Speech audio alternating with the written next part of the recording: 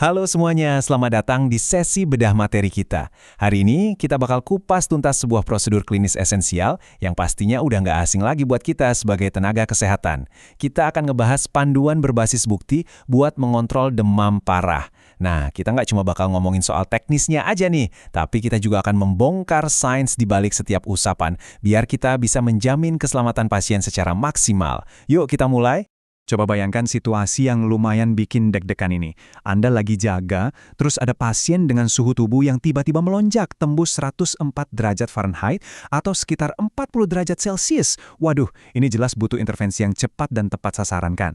Nah, kalau kita merujuk pada manual prosedur keperawatan rumah sakit Safdar Jung, solusi lini pertama yang paling direkomendasikan buat kondisi kayak gini adalah penerapan klinis dari cold and tepid sponging. Oke, mari kita bedah lebih dalam gimana sebenarnya prosedur ini bekerja. Nah, biar obrolan kita terarah, ini dia peta konsep kita hari ini. Kita mulai dari pengantar dan tujuan, lalu lanjut ke persiapan peralatan, terus masuk ke pemantauan suhu awal, eksekusi langkah prosedurnya, dan diakhiri dengan evaluasi lanjutan. Intinya, kita akan ngebahas tuntas kenapa kita ngelakuin ini, apa aja senjatanya, dan gimana cara eksekusi presisinya. Oke, masuk ke bagian pertama. Pengantar dan tujuan. Mari kita pahami dulu apa sebenarnya sasaran utama dari prosedur tepid sponging ini. Nah, hal yang paling menarik dari dokumen asli manual prosedur rumah sakit Safdar Jung ini adalah, ini ngasih kita pijakan yang sangat kuat. Ini bukti nyata kalau tindakan yang sering kita lakuin ini bukan sekedar kebiasaan turun-temurun atau mitos rumah sakit ya. Ini adalah murni intervensi klinis resmi yang memang mengakar pada protokol asuhan keperawatan bertaraf tinggi. Jadi pondasinya jelas banget. Lanjut ke bagian kedua, persiapan peralatan medis. Ingat ya, prosedur medis itu pantang banget dilakukan setengah hati. Jadi pastikan alat tempur Anda sudah siap semua sebelum menyentuh pasien.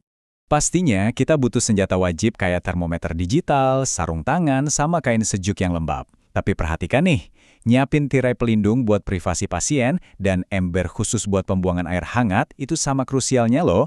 Privasi dan higienitas itu bukan cuma sekedar pelengkap, tapi elemen kunci dari profesionalisme asuhan kita.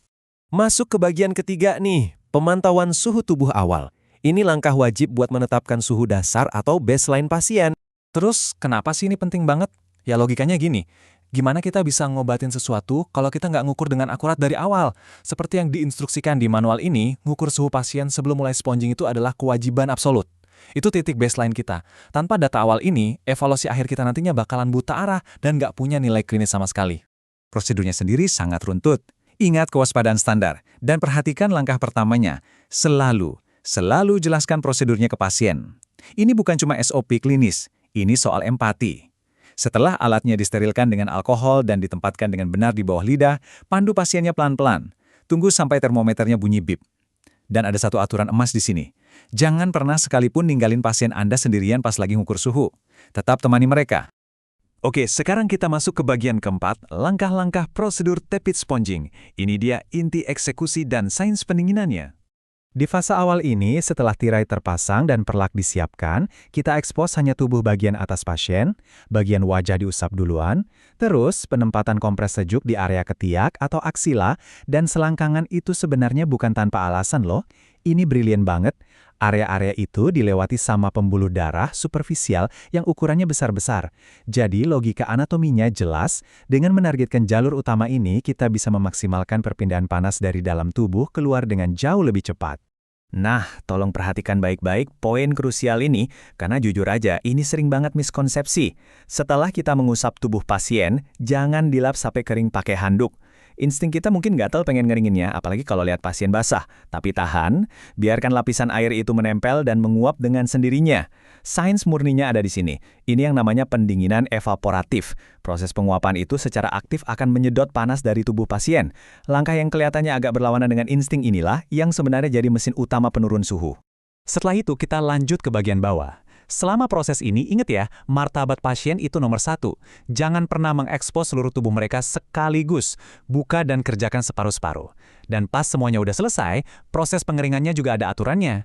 Cukup tempelkan atau tepuk pelan handuknya ke kulit, jangan digosok keras-keras. Kenapa? Karena menggosok keras justru bakal bikin gesekan yang malah memproduksi panas baru di permukaan kulit. Terus pakaikan kembali bajunya, singkirkan spray basah, dan biarkan kompres es di kepala selama sekitar setengah jam. Akhirnya, kita sampai di bagian kelima, evaluasi dan pemantauan lanjutan. Ingat, meskipun spongingnya udah selesai, tugas kita belum berakhir. Manual ini juga dengan jelas mengingatkan kita soal durasi. Seluruh proses sponging ini idealnya memakan waktu sekitar 15-20 menit. Tapi ini sangat fleksibel bergantung pada seberapa cepat suhu tubuh turun. Dan yang paling penting bergantung pada toleransi dan kenyamanan pasien kita saat dikompres. Coba kita bandingkan sebentar. Di awal tadi, kita ngambil satu data suhu baseline kan? Nah, di fase pasca prosedur ini, persyaratannya justru jauh lebih ketat. Anda wajib banget memantau dan mengambil suhu klinis pasien lagi setiap 1-2 jam. Semuanya harus didokumentasikan dengan rapi. Dan pastinya kalau demamnya membandel atau ada kelainan, dokter yang bertugas harus segera dikasih tahu. Kutipan dari manual ini benar-benar merangkum semuanya dengan pas. Proses sponging itu makan waktu 15-20 menit bergantung pada suhu tubuh dan kenyamanan pasien.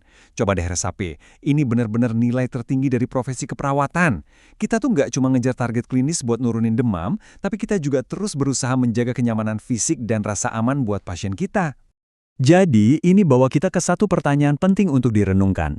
Pas kita ngebaca standar prosedur operasional kayak gini, apakah kita cuma ngelihatnya sebagai daftar checklist mekanis yang kaku, atau kita melihatnya sebagai kerangka ilmiah yang hidup yang harus diaplikasikan dengan empati penuh? Lewat prosedur tepit sponging ini, kita belajar banget kalau asuhan keperawatan yang paripurna itu adalah gabungan antara presisi sains, seperti termodinamika penguapan tadi, dengan seni mulia kemanusiaan. Teruslah padukan kedua hal itu dalam pelayanan Anda ya. Terima kasih banyak udah gabung di sesi bedah materi kali ini, dan sampai jumpa.